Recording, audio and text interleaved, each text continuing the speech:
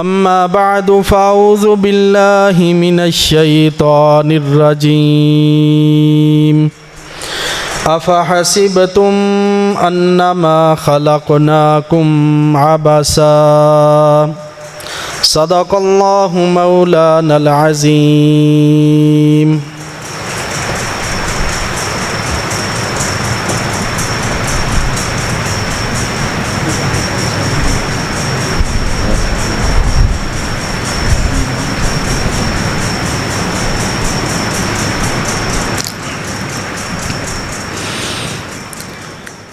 मुख्तसर मगर जामे हम्दो सना के बाद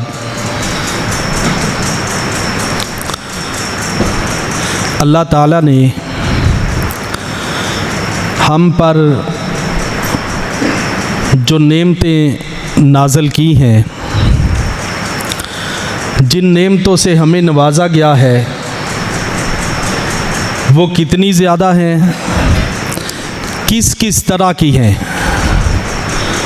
इसका हमें इदराक नहीं हो सकता। कुरान मजीद में अल्लाह रब्बुल आलमीन ने ये चैलेंज किया है, व इन ताउद्दू नेमतल्लाहि ला तुहसूहा,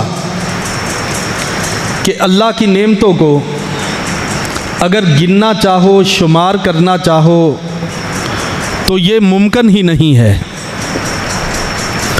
उन बेशबहार नेमतों में से आज के खुतबा जुमा में सिर्फ़ एक नेमत पे हम बात करेंगे,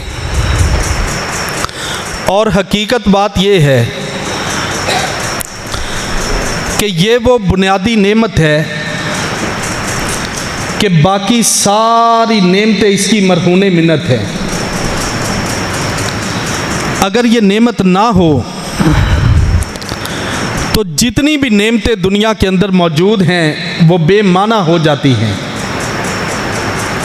वो नेमत मेरी और आपकी ज़िंदगी है। अल्लाह रब्बुल आलमीन ने हमें जो ज़िंदगी अता की है ये बड़ी बुनियादी नेमत है। इस नेमत के साथ ही बाकी सारी नेमतें जुड़ी हुई हैं। अगर ज़िंदगी नहीं है तो नेमतें बेमाना ही रह जाती हैं। और इस ज़िंदगी को शायद हमने कभी इस तरह से सोचा नहीं है। मैंने और आपने बैठ के इसका इस अंदाज में फ़िक्र नहीं किया कि आखिर ये भी एक नेमत है और इस नेमत को मैंने कैसे इस्तेमाल करना है। इसके बारे में जो इसका मकसद है अल्लाह रब्बुल आलमीन ने बड़ा वाज़े दो टोक और शफाफ किस्म का हमें समझाया है। अल्लाज़ी खलक़ल मौता वल हयाता लियब्लुवकुम अय्युकुम अहसनु अमला, कि हमने ज़िंदगी भी पैदा की है और मौत भी पैदा की है। ज़िंदगी का खालिक भी अल्लाह है और मौत का खालिक भी अल्लाह है। क्यों इनको पैदा किया है? हमारे नज़दीक इस ज़िंदगी के बहुत सारे मकासद हैं। हमारी बात तो दुनिया से शुरू होती है और दुनिया पे ही ख़त्म हो जाती है। ये ज़िंदगी, इसके मुस्तकबिल की हमें फ़िक्र होती है, इसकी आसाइशों की फ़िक्र होती है, इसकी सहूलतों की फ़िक्र होती है, और इसकी आसाइशें और इसके जो नाज़ो नखरे हैं वो उठाने के लिए हम शब व रोज़ लगाते हैं। जबकि अल्लाह तबारक व तआला ने इस बुनियादी नेमत का दो टोक मकसद बयान किया है। अल्लाज़ी खलक़ल मौता वल हयाता लियब्लुवकुम अय्युकुम अहसनु अमला, कि हमने जिंदगी दी ही इसलिए है ताकि हम देखें कि अच्छे अमल कौन करता है और बुरे अमाल कौन करता है। तुम क्या क्या करते हो और किस तरह करते हो, सिर्फ इसलिए मैंने जिंदगी दी है।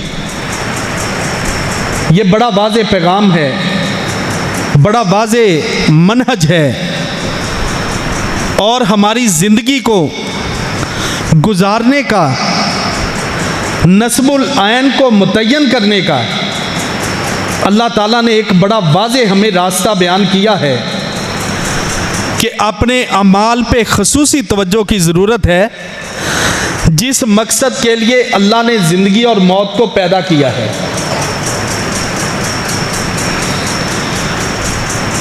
अब हम इसके बाद उस रहनुमाई की तरफ आते हैं जो इस ज़िंदगी को बामकसद बनाने के लिए शरीयत ने हमारी की है। इसके लिए सिर्फ 2 असूल हैं, अगर मेरे और आपके जहन में बैठ जाएं, हमें उनका इदराक और फहम हासिल हो जाए, तो याद रखें कि इससे हमारी दुनिया का मकसद भी पूरा हो जाएगा और आखिरत में भी कामयाब हो जाएंगे। सारे तख्लीकी मकसद का दारो मदार इन्हीं 2 असूलों पर है। ये 2 ऐसे सुनहरी असूल हैं कि अगर ये हमारी समझ में आ जाएं तो मकसद हयात हम पूरा करके अल्लाह के पास जाएंगे। सबसे पहला असूल और बुनियादी असूल अल्लाह रब्बुल आलमीन की मार्फत और उसकी पहचान है। ये वो बुनियादी चीज़ है कि जिसकी तरवीज के लिए, जिसको बताने के लिए अल्लाह ने कमो बेश 1,24,000 अंबिया का सिलसिला नाजिल किया। और हकीकत बात यह है कि इबादत का उस वक़्त तक हक अदा ही नहीं हो सकता जब तक अल्लाह रब्बुल आलमीन की मार्फत और पहचान हमें हासिल ना होगी। बकौल सफियान सौरी रहिमहुल्लाह ताला वो फरमाते हैं कि एक शख्स सारी रात अल्लाह की इबादत करता रहे, पूरी रात वो क़याम करता रहे, ज़िक्र अज़कार करता रहे, तस्बीहात चलाता रहे, रुकू और सजूद करे, पूरी रात ये अल्लाह की इबादत में मशगूल रहे। ये शख्स उस आदमी के मर्तबा और मकाम को कभी नहीं पहुंच सकता कि जो बंदा थोड़ी देर के लिए, चंद लम्हों के लिए आसमान और ज़मीन की तख्लीक पे गौर करता है, अल्लाह की कुदरत की निशानियों को देखता है, अपने इर्द गिर्द अल्लाह की फैलाई हुई जो निशानियां हैं उनमें गौर और फिक्र करता है। और ये गौर व फिक्र आप 1 सेकंड के लिए, 1 लम्हे के लिए सोच के देख लें, मैं और आप, इसके लिए हमने कभी कितना वक्त निकाला है कि जब हम तन्हाई में बैठे हों, चलें कामों की मसरूफियत को छोड़ दें, फारग वक्त में बैठ करके हमने अल्लाह की निशानियों में गौर किया हो, तसव्वुर किया हो और अल्लाह की निशानियों को देख करके ही अल्लाह की मार्फत होती है। और ये कैसी कैसी निशानियां हैं, कैसी कैसी कुदरत की अलामात हैं, इनमें से मैं सिर्फ चंद एक मिसालें दे के बात को आगे बढ़ाता हूँ, जिससे आपको अंदाज़ा होगा कि हमने तो कभी इस अंदाज में गौर ही नहीं किया कि अल्लाह की कुदरत की कितनी बड़ी बड़ी निशानियां मौजूद हैं। मिसाल के तौर पे एक अल्लाह की कुदरत की बहुत बड़ी निशानी और बहुत बड़ी उसकी मखलूक जो हमा वक़्त हमारे सामने होती है, दुनिया के किसी भी कोने में आप चले जाएं, उसको देखने के लिए, उसमें गौर फिक्र करने के लिए ना सफ़र की ज़रूरत है, ना पैसे लगाने की ज़रूरत है। लेकिन हमने उस पर कभी गौर ही नहीं किया। वो क्या निशानी है? जब अपने सर को ऊपर उठाएं, आसमान की सूरत में अल्लाह तबारक व ताला ने जो छत हमारे ऊपर दी है, ये कुछ छोटी मखलूक नहीं है, छोटी निशानी नहीं है। बगैर किसी सतून के सहारे के अल्लाह तबारक व ताला ने इसको खड़ा किया हुआ है। और जब से अल्लाह ने इसको पैदा किया है, इसको बनाया है, तब तक यह अपनी वुसअत के एतबार से, अपनी रंगत के एतबार से और अपनी पायदारी के एतबार से एक ज़र्रा भर भी इसके अंदर कमी बेशी नहीं हुई। इसी तरह से है। और ये सिर्फ एक आसमान नहीं है, इस जैसे अल्लाह रब्बुल आलमीन ने 7 आसमान पैदा किए हैं जो पै दर पै हैं। अल्लाज़ी खलका सबअ समावात तिबाका मा तरा फी खल्किर रहमान मिन तफावुत फर्जिइल बसरा हल तरा मिन फुतूर सुम्मर्जिइल बसरा कर्रतैनि यनकलिब इलैकल बसरु खासियम व हुवा हसीर। कि हमने 7 आसमान पैदा किए हैं और एक आसमान से ले करके दूसरे आसमान तक का जो फासिला है, इनके अंदर जो खला है, उससे इंसान की अकल दंग रह जाती है। आप सल्लल्लाहु अलैहि वसल्लम ने फरमाया कि इन 7 आसमानों के दरमियान जो फासला है वो 500 साल की मुसाफत है। 5 सदियां हमारी जिंदगियां नहीं है, एक सदी भी बहुत बड़ी है। 60, 70 और 80 साल की ज़िंदगी हम गुजारते हैं। जो यहाँ पे 80, 90 साल के बाबे बैठे हैं, ये अपनी ज़िंदगी पे गौर करें तो ज़िंदगी एक हिस्सा है। कहाँ से बचपन शुरू हुआ और ये लड़कपन रहा और जवानी की बहारें देखी और ये ढलती उम्र, ये कोई छोटा दौरानिया है। रसूलुल्लाह सल्लल्लाहु अलैहि वसल्लम ने फरमाया कि एक आसमान से लेकर दूसरे आसमान का जो फासला है, सफ़र है, मुसाफत है, ये 5 सदियों जितना है। अब सवाल ये है कि सफ़र किस नौइयत का है? सफ़र की नौइयत मुख्तलिफ होती है। अगर हम पैदल चलें, उसके लिए आप जानते हैं कि और वक़्त दरकार है। मोटरसाइकिल पे जाएं, वक़्त मज़ीद सिमट जाता है। तेज़ रफ्तार गाड़ी हो तो घंटों का सफ़र मिनटों में हो जाता है। हदीस के अंदर जिस सफ़र का आप सल्लल्लाहु अलैहि वसल्लम ने जिक्र किया है, वो किस चीज़ का सफ़र है? आप सुन के हैरान होंगे कि इसमें गौर और फिक्र जब हम करेंगे तो अकल हमारी जवाब दे जाएगी। ये रोशनी के सालों का सफ़र है, नूरी सालों का सफ़र है। और इस दुनिया के अंदर सबसे तेज तरीन अगर कोई रफ्तार है तो वो रोशनी की रफ्तार है।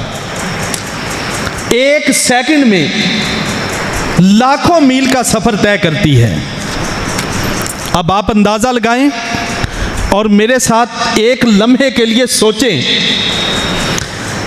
कि जिसका एक सेकंड लाखों मील का सफ़र करे, रसूलुल्लाह सल्लल्लाहु अलैहि वसल्लम ने उसके एक सेकंड की तो बात नहीं की, एक मिनट की बात नहीं की, सिर्फ 24 घंटों के लिए, 24 घंटों में एक घंटे में 60 मिनट होते हैं, उसके सेकंड बना के देख लें, और हर सेकंड में लाखों मील का सफ़र, इसको आप ज़रब दे के देख लें, हमारी तो अकल यहाँ पे जवाब दे जाएगी।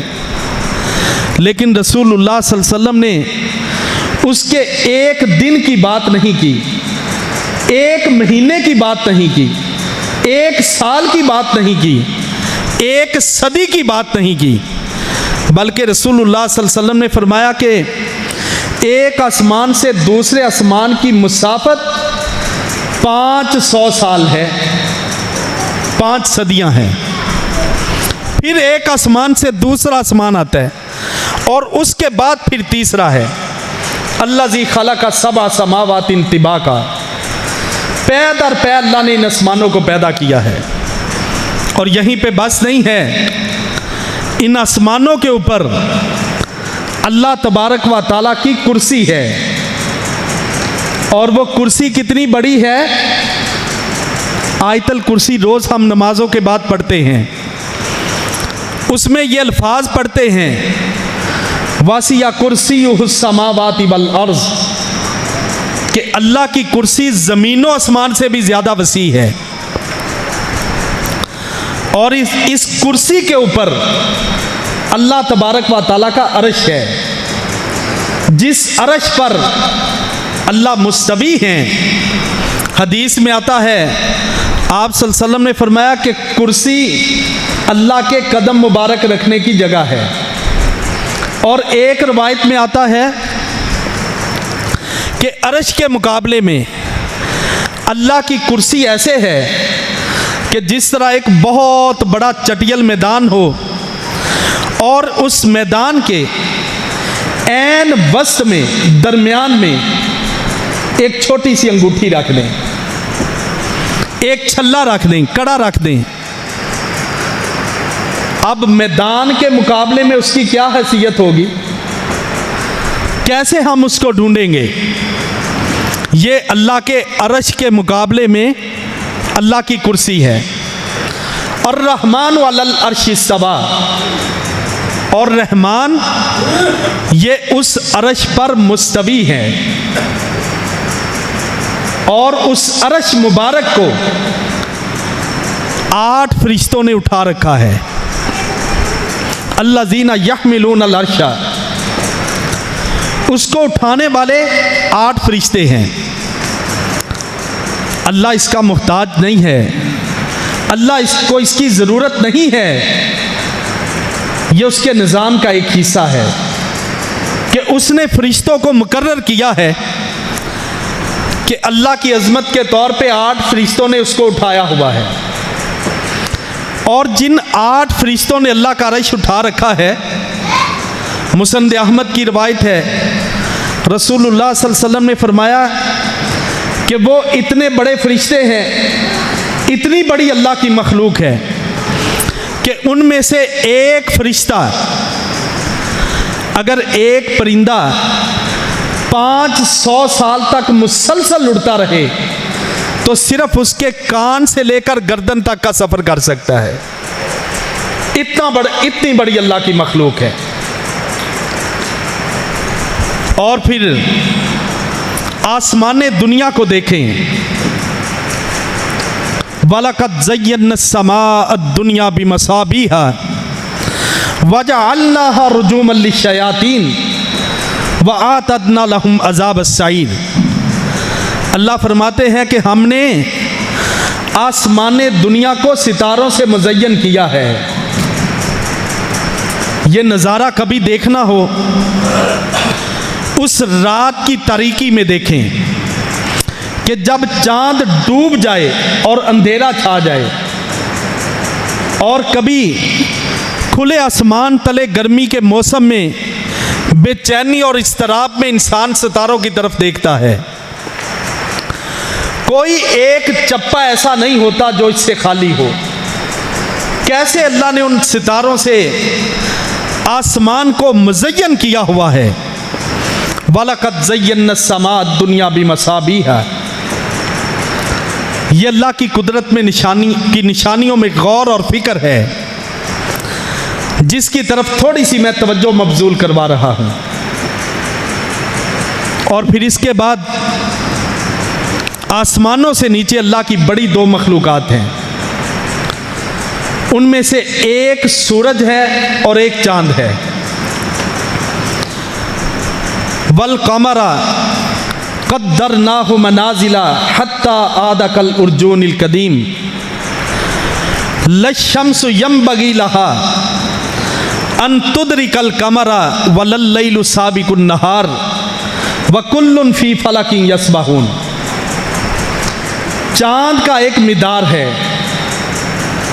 उसके निकलने का एक तरीका है। वो निकलते हुए अपनी तारीखों के हिसाब से बढ़ता जाता है और फिर महीने के दरमियान में जब 14वीं रात होती है, ये पूरे जोबन पे होता है और पूरी इसमें ताबनाकी होती है और फिर वैसे ही ढलना शुरू हो जाता है। हत्ता आदा कल उर्जूनिल कदीम, यहाँ तक कि खजूर की बारीक जो टहनी होती है उसकी तरह ये तब्दील होना शुरू हो जाता है और फिर महीने का इख्तिताम हो जाता है। सूरज के बारे में अल्लाह फरमाते हैं वो भी इसके पीछे पीछे चलता है, ये आगे पीछे हैं। और सवाल ही पैदा नहीं होता कि अल्लाह ने जो इनको वक़्त दिया हुआ है, मिदार दिया हुआ है, उससे एक लम्हा आगे हो जाए या पीछे हो जाए। फिक्स टाइम है, फिक्स इनका मिदार है। इस सूरज को देख करके लोगों ने पूरे साल के कैलेंडर बनाए हुए हैं कि ग़ुरूब आफ़ताब इस महीने की इस तारीख को इतने बज के इतने मिनट के इतने सेकंड पर होगा और ये उतने सेकंड पर ही ग़ुरूब होता है। ये अल्लाह की छोटी निशानी है, बहुत बड़ी निशानी है। रात को दिन में तब्दील करना और दिन को रात में तब्दील करना, रात की तारीकी से सुबह का उजाला पैदा करना और फिर इस अंदाज में उसको पैदा करना कि बतदरीज आहिस्ता आहिस्ता सूरज की किरणें नमूदार होती हैं, फिर वो बढ़नी शुरू होती हैं, फिर आहिस्ता आहिस्ता उसके अंदर मज़ीद चमक आती है और फिर ये पूरी रोशनी करके हमारे लिए दिन को बना देता है। आप ज़रा तसव्वुर करके देखें कि अगर रात के अंधेरे में हम खड़े हों, दरमियानी रात हो, 12 बजे का टाइम हो, अचानक अल्लाह तबारक व तआला सूरज को नमूदार कर दें और जिस तरह ये दिन के 12 बजे चमकता है ऐसे अचानक नमूदार हो जाए तो हम इसकी ताब नहीं ला सकेंगे। इंसानों के दिल दहल जाएं, ये बेहोश होकर गिर जाएं। इसी तरह अगर दिन की रोशनी में आप सूरज के सामने खड़े हैं, अचानक इसकी रोशनी ऐसे सलब कर ली जाए कि रात का अंधेरा चाह जाए, इसको भी हम बर्दाश्त नहीं कर सकेंगे। इसलिए अल्लाह फरमाते हैं वलल लैलु साबिकुन नहार, कि ये बड़ी तदरीज के साथ हमारे हुक्म के साथ आहिस्ता आहिस्ता दिन रात में तब्दील होता है और रात की तारीकी से दिन का उजाला नमूदार होता है। समंदरों पे गौर करें, अल्लाह की बहुत बड़ी मखलूक है। मरजल बहरैन यल्तक़ियान बैनहुमा बरज़ख़ुन ला यबग़ियान। ये ज़मीन के अंदर कसरत के साथ पानी होना और पानी इस तरह से चलना कि 2 जायकों वाला और 2 रंगों वाला पानी एक साथ चलता है। अल्लाह फरमाते हैं कि आपस में मिलता नहीं है। ये अल्लाह की बहुत बड़ी निशानियां हैं। मैं उस बात की तरफ आता हूँ कि इमाम सफियान सौरी रहमहुल्लाह ताला वो फरमाते हैं कि एक शख्स सारी रात अल्लाह की इबादत करता रहे और एक बंदा चंद लम्हों के लिए, ये जो हमने तसव्वुर पेश किया है और इससे मिलती जुलती सैकड़ों अल्लाह की कुदरत की निशानियां हमारे सामने होती हैं। अपने जिस्म पे ही गौर करना शुरू कर दें। हैरत अंगेज अल्लाह की कुदरत का एक शाहकार है। ये एक पूरा निज़ाम है। इसके अंदर दिल है, बोलने के लिए ज़बान है, पकड़ने के लिए हाथ हैं, निज़ाम इंतज़ाम का एक प्रोसीजर है, दिमाग की एक सोच है और सर से बाल निकलते हैं। पता नहीं ये कैसा मटेरियल अल्लाह ने इसके अंदर रखा हुआ है। हम इसको काटते जाते हैं, ये निकलते जाते हैं। किस किस कुदरत की निशानी का मैं जिक्र करूं। सफियान सौरी फरमाते हैं कि अगर बंदा बैठ के चंद लम्हों के लिए अल्लाह की निशानियों में गौर फिक्र करे, उसके बाद ये सारे तसव्वुर और ख्यालात अपने जहन में ला करके फिर अल्लाह की बारगाह में हाजिर हो, और ज़्यादा नहीं, सिर्फ 2 रकत नमाज अदा करे, ये सारी रात नमाज पढ़ने वाले से बेहतर है। अब आप अंदाज़ा लगाएं, कहाँ सारी रात इबादत करने वाला, कहाँ ये सिर्फ 2 रकत पढ़ने वाला। ये 2 रकत पढ़ने वाला कैसे बेहतर है? इसलिए कि इसे अल्लाह की मार्फत हासिल हुई है, अल्लाह की पहचान इसको हासिल हुई है, इसने अल्लाह की निशानियों में गौर व फिक्र किया है। अब ये उस तसव्वुर के साथ जब 2 रकतें पढ़ेगा, जो इखलास, जो खशियत, जो तसव्वुर खुदा इसके जहन में होगा, वो सारी रात इबादत करने वाले के जहन में नहीं होगा। और ये मतलूब इबादत है। हदीस जिब्रील के अंदर रसूलुल्लाह सल्लल्लाहु अलैहि वसल्लम ने फरमाया, अंताबुदल्लाह कान्नका तराहु व इल्लम यकुन तराहु फइन्नहु यराक, कि इबादत अल्लाह की जब करनी है तो हमारी कैफियत भी बदलनी चाहिए। इसको आदत के तौर पे नहीं करना, जैसा कि हमारी रूटीन है, आदत बनी है, आदत के नमाजी हैं, आए वुज़ू किया, खड़े नमाज पढ़ी, सजदे किए, रुकू किया, सोचते रहे, नमाज में सारे हिसाब किताब लगा करके निकल जाएं। आपने फरमाया ये इबादत नहीं है। इबादत जब आप कर रहे हैं, अंताबुदल्लाह कन्नका तराहु, तसव्वुर करें कि आप अपने अल्लाह को देख रहे हैं। अल्लाह अपनी कुदरत की निशानियों से हमारे जहनों में उसका तसव्वुर आता है। और अगर ये कैफियत नहीं है तो कम अज़ कम ये कैफियत हो कि अल्लाह तो हमें देख रहा है। ये फार्मूला आप सल्लल्लाहु अलैहि वसल्लम ने बयान किया है। तो मैंने शुरू में सिर्फ 2 बातें कही थी कि 2 असूल अगर हमें समझ आ जाएं, हमारी दुनिया आखिरत समझ जाएगी।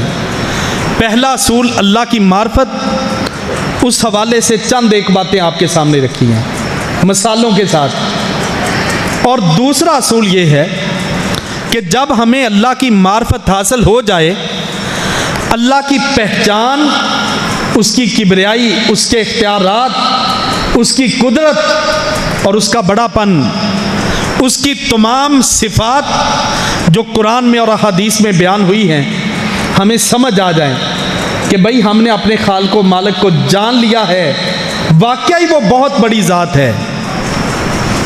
फिर हमारी सोच और फिक्र क्या होनी चाहिए? इसके लिए सही इब्ने खुज़ैमा की एक रवायत है, रसूलुल्लाह सल्लल्लाहु अलैहि वसल्लम ने फरमाया, नहा अन क़त्ल सिफ़दा, कि हमने मेंढक को मारने से मना किया है। मेंढक को मारना नहीं, इसे कत्ल नहीं करना, इसको हलाक नहीं करना। मेंढक ये अल्लाह की छोटी सी मखलूक है, हर जगह पे हमें नज़र आती है। हदीस के अंदर रसूलुल्लाह सल्लल्लाहु अलैहि वसल्लम ने मना किया है कि इस मेंढक को मारा ना जाए, और साथ ही इसकी वजह इल्लत और सबब बयान किया है। फ़इन्ना सौतहु तस्बीह व तक़दीस, कि इस मेंढक को इसलिए नहीं मारना कि ये अल्लाह की हम्दो सना बयान करता है, अल्लाह की तौहीद के नगमे गाता है, इसकी ज़ुबान से अल्लाह का जिक्र निकलता है। अब सवाल ये है कि मेंढक के अलावा जितनी भी अल्लाह की मखलूक़ात हैं, इंसान और जिन, इनको छोड़ करके ये सारी की सारी अल्लाह की हमद बयान करती हैं। वो गैर जानदार अशिया हूँ, कीड़े मकोड़े हूँ, जानदार हूँ, नबातात हूँ, हशरात हूँ या वहशी जानवर हूँ, हर चीज़ अल्लाह की हमद बयान करती है और अल्लाह की तारीफ़ बयान करती है।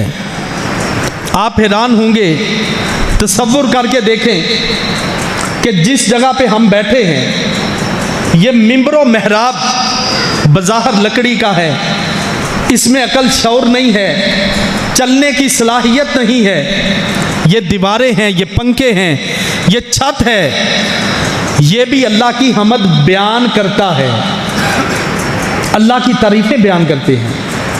कुरान इस पे शाहिद है, हर मस्जिद में पढ़ा है, उठा के देख लें। युसब्बिहु लहू मा फिस समावाति व मा फिल अर्ज़, ज़मीनों आसमान में जो कुछ भी हमने पैदा किया है, अल्लाह फरमाते हैं कि ये सारे का सारा अल्लाह की तस्बीह बयान करता है। अल्लाह की मखलूक़ात अल्लाह की तस्बीह बयान करती हैं। लेकिन मेंढक के अंदर फिर ख़ास क्या बात है? जब सारे जानवर अल्लाह की तस्बीह बयान करते हैं तो आप सल्लल्लाहु अलैहि वसल्लम ने फरमाया कि इसको मारना नहीं है, ये अल्लाह की हमद बयान करता है। फ़र्क समझने वाला है।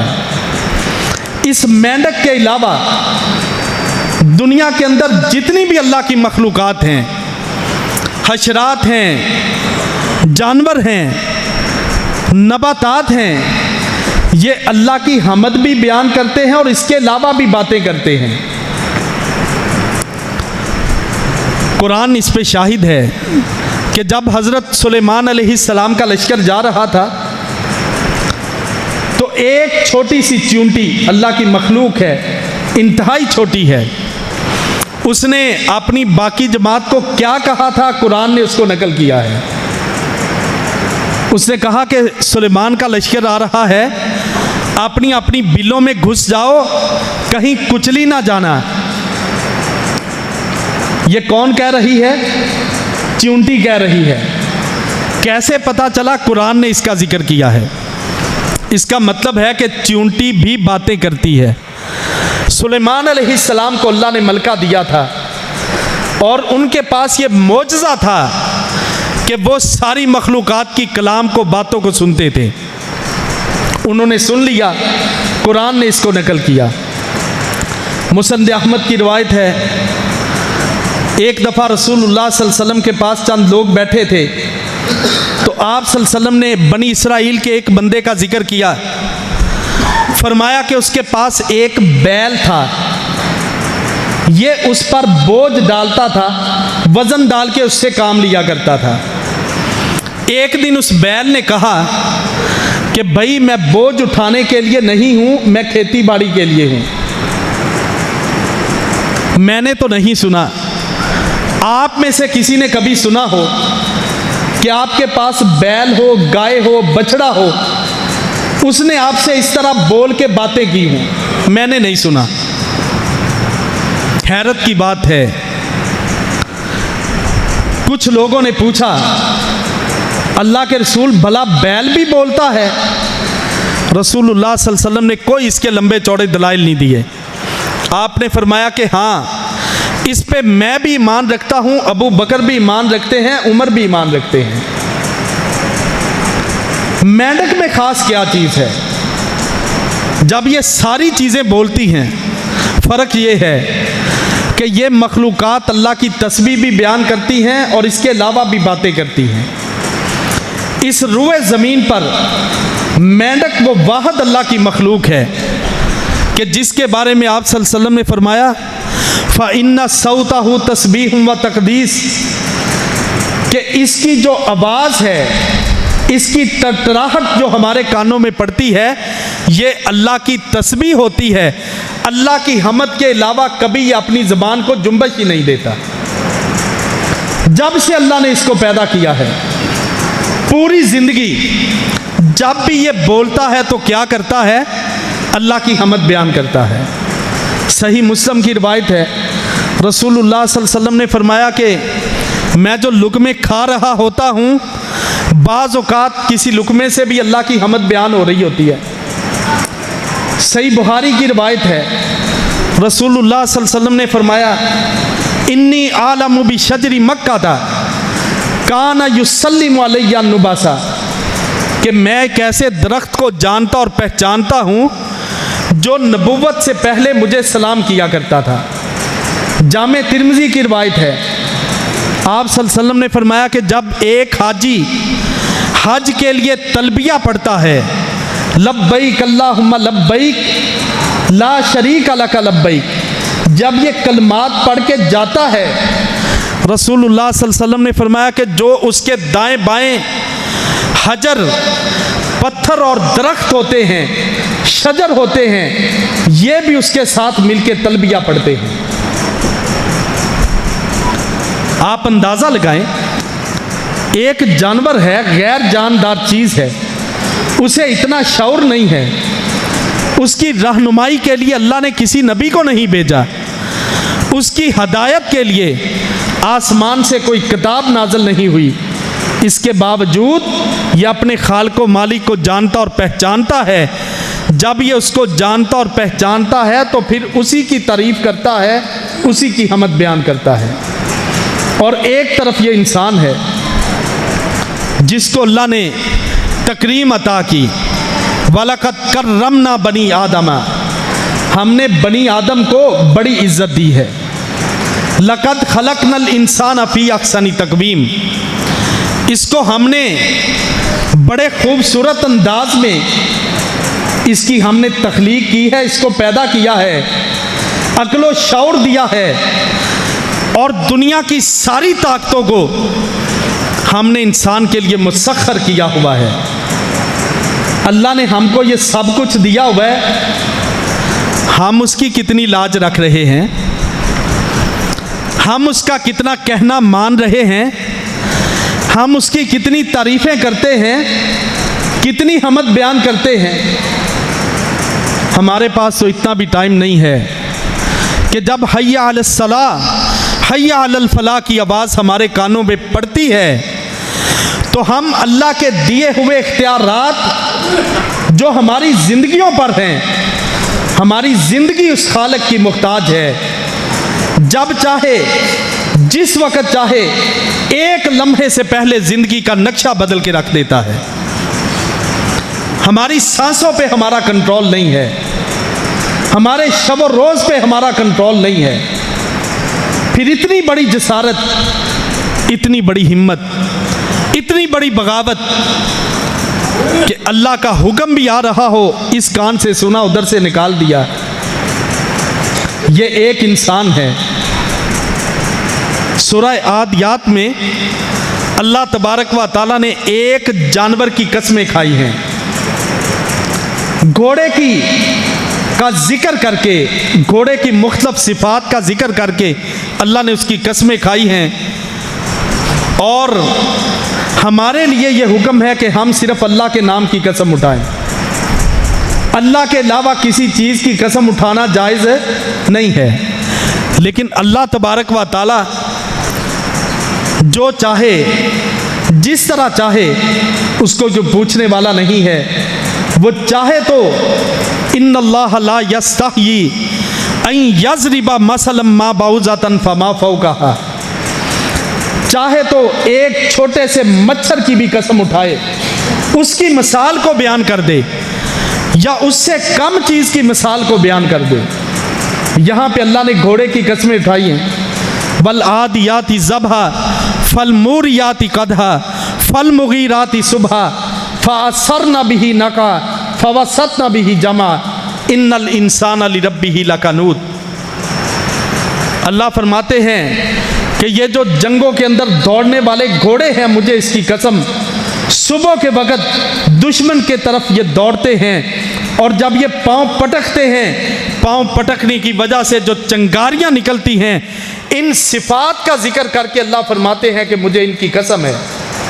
ये 5 कसमें उठाने के बाद अल्लाह ने हमसे शिकवा किया, इन्नल इंसाना लिरब्बिही लकनूद, बेशक इंसान इसने अपने रब का शुक्र अदा नहीं किया। जैसा बंदा इसको बनना चाहिए था वैसा ये बना नहीं है, ये अपने रब का नाशुक्रा है। कैसा नाशुक्रा है? जैसा कि आगाज़ गुफ्तगू में मैंने जिक्र किया है कि इस पर बेशबहा नेमतों का नज़ूल है, लेकिन इसको जैसे उसका हक अदा करना चाहिए था, व मा क़दरुल्लाह हक़्क़ क़द्रिही, उस तरह अल्लाह की कदर नहीं की, अल्लाह की कदर करने का हक अदा नहीं किया। घोड़े की कसमें उठाने के बाद इंसान का जिक्र है। इन दोनों में आपस में मुताबिकत क्या है कि एक तरफ घोड़े की कसमें हैं, साथ ही इंसान के साथ शिकवा कर दिया है। असल में ये बात समझाना मकसद है कि देखें, घोड़ा एक जानवर है, उसको अक्ल शऊर नहीं है, और ताकतवर होने के बावजूद उसका मालिक उसकी देखभाल करता है, धूप छाँव का ख्याल रखता है, उसको चारा डालता है। ये उस पर इतना फरेफ्ता है कि इसका मालिक इसको एड़ी लगाता है, ये दुश्मन की सफ़ों में घुस जाता है, अपने जिस्म पर तीर तलवार और जख्म खाता है, अपनी जान तक कुर्बान कर देता है, इसलिए कि अपने आर्जी मालिक को ये जानता है कि उसकी मैंने इताअत करनी है। और इंसान को तो हमने अक्ल शऊर दिया है, इसकी रहनुमाई के लिए हमने प्यारे पैगंबर सल्लल्लाहु अलैहि वसल्लम जैसे मुजस्समा रहमत को भेजा है। वो नबी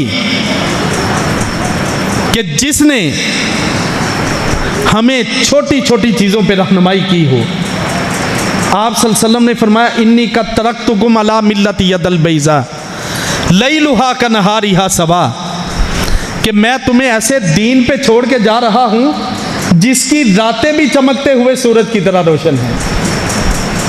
एक सहाबी जा रहे हैं, किसी गैर मुस्लिम ने ताना दिया, कहा कि अच्छा आपका नबी अब तुम्हें बोलो बराज के तरीके भी सिखाता है।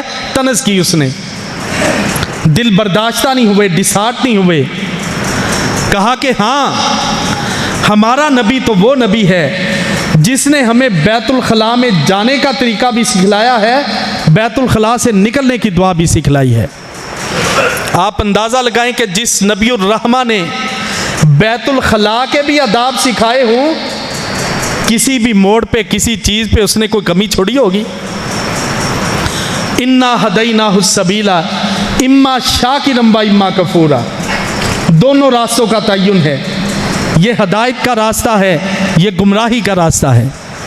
हर चीज़ को हमारे सामने रोज़े रोशन की तरह अयां किया हुआ है कि नहीं किया हुआ।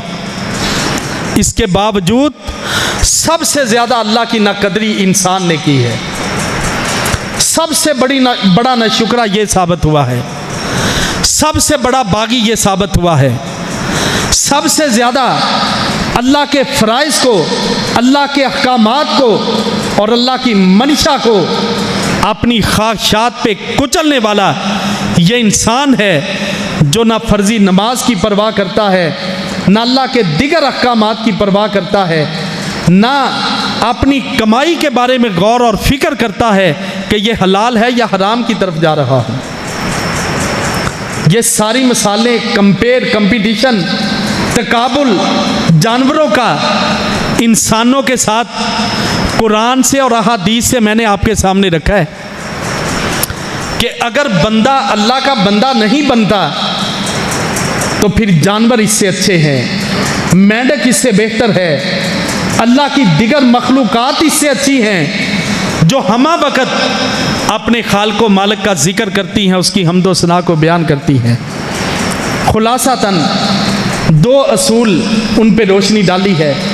सबसे पहले अल्लाह की मार्फत और पहचान ये हमें हासिल होनी चाहिए।